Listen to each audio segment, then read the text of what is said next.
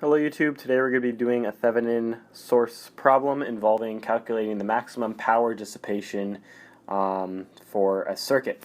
So we aren't given the circuit, so it's going to be pretty interesting on how we solve it. We have a time varying voltage here given, so let's write down the given information. There's the time varying voltage, and we have an equivalent impedance as well, which is shown here.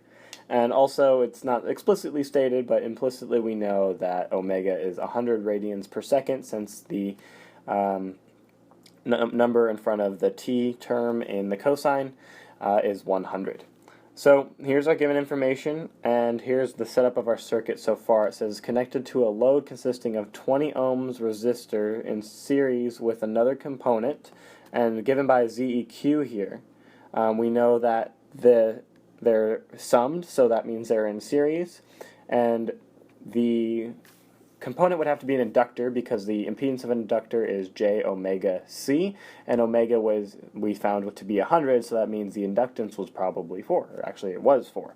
So that's how we know that it's an inductor as a component, just by looking at the equivalent impedance. But it's saying that that equivalent impedance portion of the circuit is connected to a load of 20 ohms with 20 ohms resistor in series with something else. But we don't know what that something else is, so we'll represent it by a box.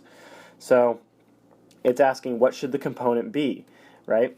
So we're going to call that ZL, the impedance of the load, and we're going to figure out how to calculate the maximum possible power dissipation. So then for maximum power dissipation, what we do is the load actually has to be the conjugate of the equivalent impedance. So if we have the conjugate of the equivalent impedance, that means we kind of remove, or we get more power that is dissipated by having that component there.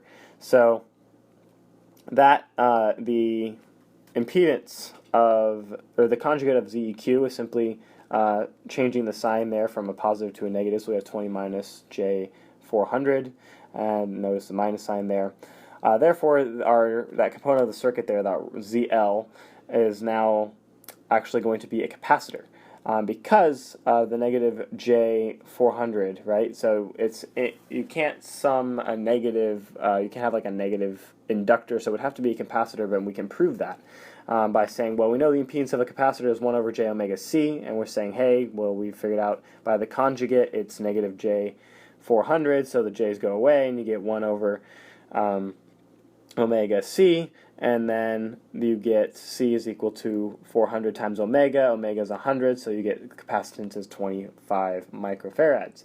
And then you just verified not only that the capacitance of the capacitor, but you also proved that the capacitor would be the component necessary needed for maximum power dissipation for this circuit.